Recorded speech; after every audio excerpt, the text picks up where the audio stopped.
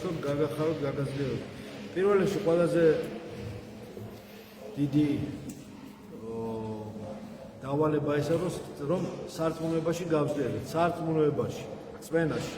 დღეს მით უმეტესად წმენა უნდა გქონდეს ადამიანს. ურწმუნო და დასუსტებული ადამიანი ადვილად წასაქცევია, იცით ახლა ეს. წმენა, ქრისტეს წმენა. ისე კი არა უკვე რაღაცის ბრძავა, ქრისტეს წმენა. აი ქრისტეს წმენა ადამიანს ნებისმიერ დაბრკოლებას გადაალახავს, იცით ახლა ეს და აი ეს მინდა გისურვოთ, ამაში გავზრდელდეთ. ძალიან ბევრი ნეგატივია ამ ნეგატივს.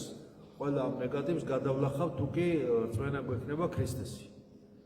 და ღმერთი მოცხალია, მან იცის ყველაფერი და აი ეს დიდავს უფალი. ამიტომ ღმერთზე დიდი არაფერი და არავინ არ არის. და მისი წმენა არ არსებობს ესეთი დაბრკოლება და ისეთი ნეგატივი, რომელიცაც ვერ მოერევა ფლის მადლი, წმენით. გულწრფელი ადამიანის წმენა, რომელიც ძალის მატერიული იზიდავს მადლს და ის ისეთ ენერგიას ატარებს, ყველანაირ დაბრკოლებას გადალახავს. აი ეს მინდა გისურვოთ. რა თქმა უნდა, ეს ახალს არაფერს არ ვამბობ, იცით, მაგრამ გამეორება ცოდნის დედაა. გავძლიერდეთ უნდა წმენაში. აი ეს არის პირველი. სარწმუნოება და ჭეშმარიტი სარწმუნოება. აი ეს გადაგვარჩენს ჩვენ.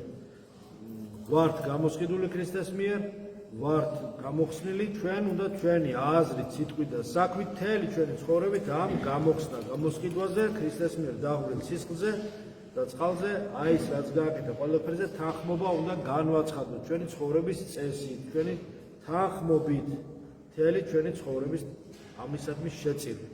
გახართ იდექით ღვთის სადიდებლად. ეკლესიაში ხართ, ღვთის საიდებლად ხართ, სახლში ხართ, ღვთის საიდებლად იყავით. ეზოში ხარ, სამსახურში ხარ, გარეთ ხარ, სახლში, ყველგან თუ სადაც ხარ, აქედე ადიდე უფალი.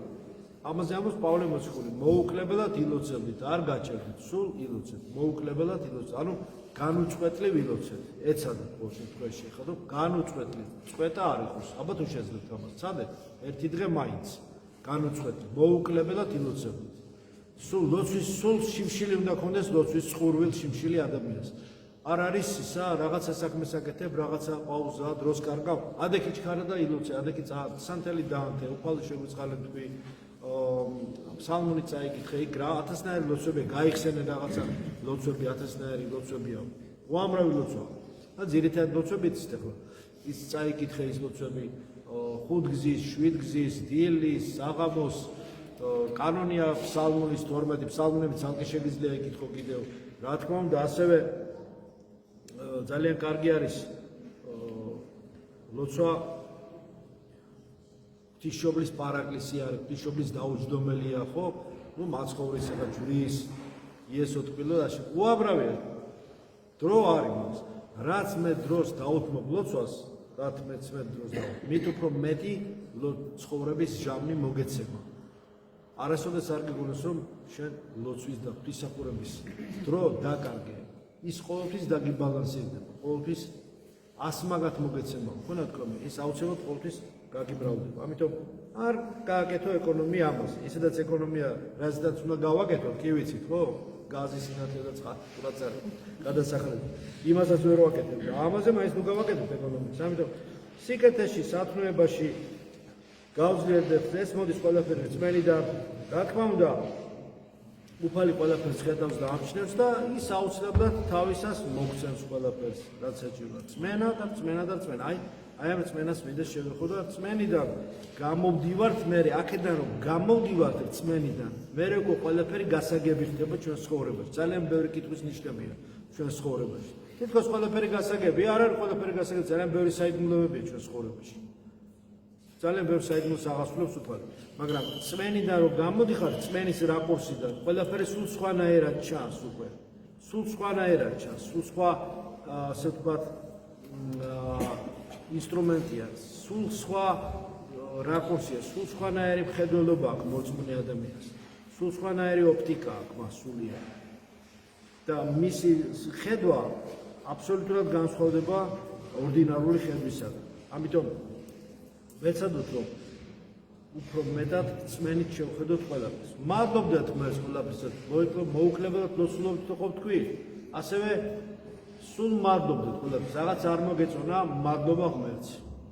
კიდევ არ მოგეწონა რაღაცა, მაინც მადლობა ღმერთს, არ გინდა რომ მადლობა თქვა, არ მოგეწონა ეს ადამიანი რაღაცა რასასიამოვნო, რაღაცა დააძალე შენ თავს. სიხარული აღმოვიდეს. აი ადამიანს თუ დაინახავ, ის კი არ ეფიქრო, ვინმე ეს ვინ არის, რასაზღარი არა, ეს ბოდიში ყამასოებას, ეს უღნევრა რაღაცა არ მომწონს. არა, გაგიხარ, შენ თავს დააძალე, ამოვიდეს სიხარული შენი სული სიღრმიდან. ღმერთო დალოცე, გადასახე ჯვარი, გაგიხარდეს. გაიხარე, რომ გაგიხარ, გაახარე ადამიანი, რაღაც არ გამცუდი არ ეფიქრო არასდროს არავის. აი ეს გააგე თუ შეძლებ ამას. რომ მადლობა ღმერთო ყველაფერს, მადლობა, ეს მადლობის უწყვეტი გზნობა, ეს არის საოცარი.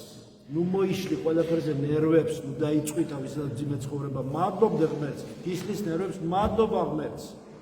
ეს საჭირო იყო თქო, მადლობა ღმერთს. ლოცულობდეო, მადლობდე და მე რა, შედეგად შემოდის სიხარული.